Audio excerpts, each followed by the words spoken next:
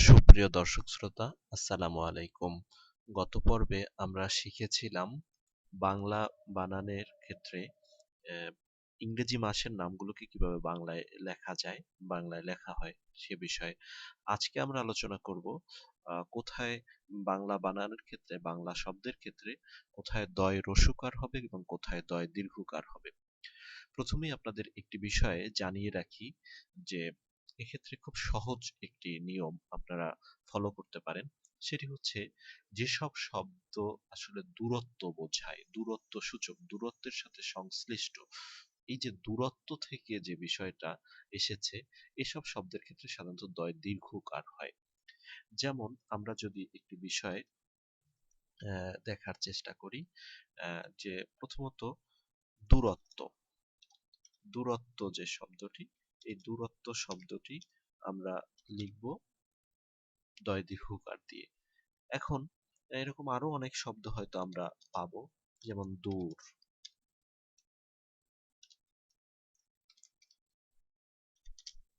ঠিক তেমনি ভাবে দূরবর্তী,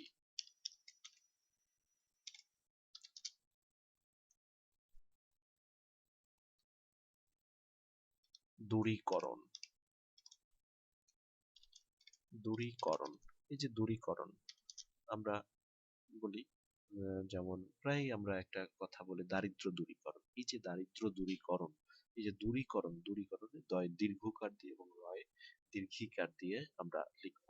ঠিক তেমনি ভাবে অদূর, যেমন ঢাকার অদূরে সাভারে, সাভারে জাতীয় স্মৃতিসৌধ অবস্থিত। এই যে অদূরে, অদূরে লিখতে গিয়েও আমাদেরকে দয় দীর্ঘকার ব্যবহার করতে হবে। ঠিক তেমনি ভাবে আমরা লিখতে পারি দূরবীক্ষণ, যে যন্ত্রটা দিয়ে দূরের জিনিস দেখা হয়। অর্থাৎ এখানেও কিন্তু দূরের একটা সম্পর্ক রয়েছে।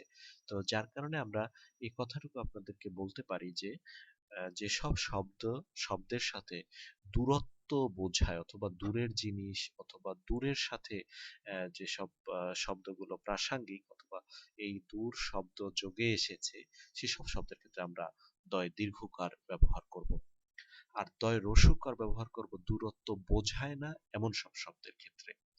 বিশেষ করে দূর একটি উপসর্গ আছে, এই দূর উপসর্গ যোগে যেসব শব্দ গঠিত হয়, আহ, এই দূর উপসর্গ যোগে যেসব শব্দ গঠিত হয়, সেসব ক্ষেত্রে আমরা দয় রস্যকার ব্যবহার করব। যেমন ধরুন দুরবস্থা, ঠিক তেমনি ভাবে দুরন্ত, যে ছেলেটি খুব দুরন্ত, অর্থাৎ খুব চঞ্চল প্রকৃতির, এই যে দুরন্ত দয় রস্যকার হবে। ঠিক তেমনি ভাবে আহ, আমরা আমরা লিখতে পারি দুরারোগ্য,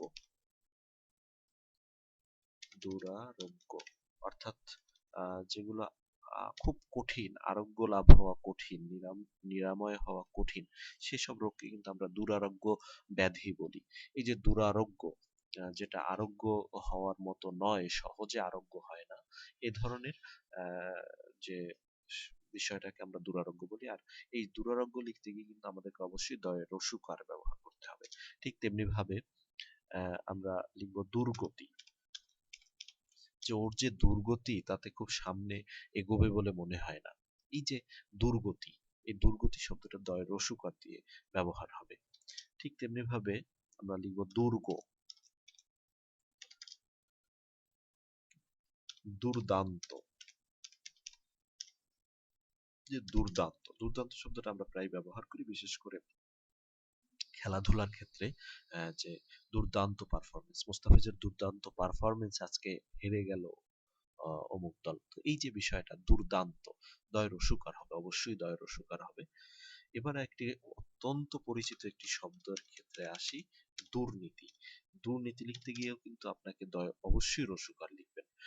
অনেকেই আছেন হয়তো অনেক আগে থেকে প্র্যাকটিস করে এসেছেন দয় দীর্ঘকার। এমনকি আমি অনেক জায়গায় দুর্নীতি দমন যে কমিশন অথবা দুর্নীতি নিয়ে যারা কাজ করেন, দুর্নীতির বিরুদ্ধে যারা কাজ করেন, তাদের ক্ষেত্রে দেখেছি দুর্নীতি শব্দটি দয় দীর্ঘকার দিয়ে লেখেন। আসলে শব্দটি অত্যন্ত ভুল একটি শব্দ।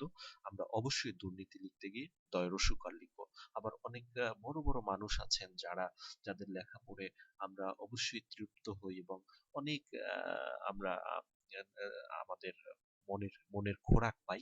এ ধরনের অনেক লেখকের লেখা যে স্ক্রিপ্ট, সেই স্ক্রিপ্টে আমরা দুর্নীতি বানানটিতে হয়তো দীর্ঘকার দেখতে পাই। এই যে বিষয়টি, এটি অত্যন্ত একটি মারাত্মক বিষয়। আমরা আশা করছি আমরা সবাই দুর্নীতি লিখতে গিয়ে অবশ্যই রস্যকার ব্যবহার করব।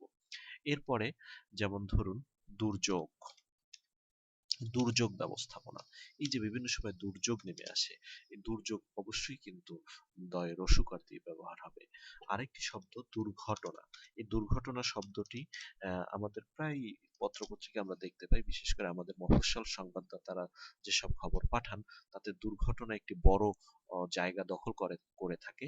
তো এই দুর্ঘটনা লিখতে ওনাদের অনেকেই কিন্তু দীর্ঘকার ব্যবহার করেন, যেটি আসলে ঠিক নয়। অবশ্যই রস্যকার ব্যবহার করা উচিত, কারণ রস্যকার মানে এখানে মানে খারাপ, অর্থাৎ খারাপ যে ঘটনা সেগুলোকে আমরা দুর্ঘটনা বলছি। দূরের যে ঘটনা তাকে দুর্ঘটনা বলছি না কিন্তু।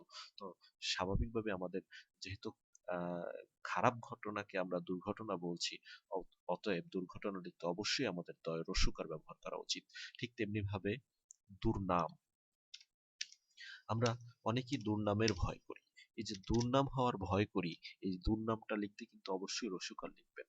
ঠিক তেমনি ভাবে আমরা রাস্তায় চলতে গিয়ে কখনোই দুর্ভোগ পোহাতে চাই না। এই যে দুর্ভোগ পোহাতে চাই না, যে আমি দুর্ভোগে পড়তে চাই না, এই দুর্ভোগ কিন্তু অবশ্যই আমাদের রস্যকার হতে হবে। ঠিক তেমনি ভাবে আমাদের দুর্দিনের অবসান ঘটাতে চাই আমরা, আমরা দুর্দিনে থাকতে চাই না। এই যে দুর্দিন, এই যে দুর্দিন, এই দুর্দিনটা কিন্তু খারাপ দিন। এই খারাপ অর্থ যেহেতু ব্যবহার হয়েছে, রস্যকার হবে। আমরা এই দুর্দিন লিখতে গিয়ে অবশ্যই রস্যকার ব্যবহার করব। ঠিক তেমনি ভাবে দুর্বল, দুর্বল অর্থাৎ যার বল নেই। এই যে দুর্বল, দুর্বল লোকটিকে সহায়তা করা আমাদের সবার দরকার। এই যে দুর্বল, এই দুর্বলের ক্ষেত্রে আমরা অবশ্যই রস্যকার ব্যবহার